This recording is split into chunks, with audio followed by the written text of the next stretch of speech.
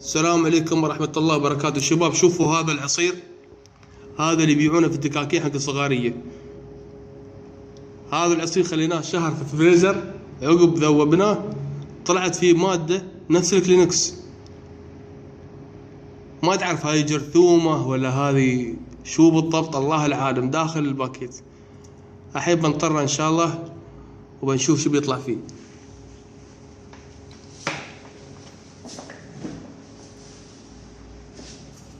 عطني سويت شيء انقصه،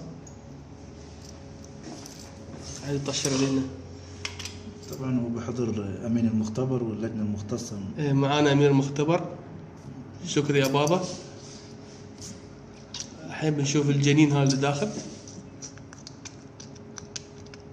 اوه شيء يتحرك يا اخي. شنو في، ما عندك سكين؟ في حيوان يتحرك داخل. لا لا لا، شوف نفس البلاستيك. قول والله. اي والله. شوف يا اخي، مادة خطرة يا اخي. هذا اكيد المادة تطلع في المعدة، صدق؟ هذه المادة اظني اذا تمت في جسم الانسان تكبر وتسوي له امراض.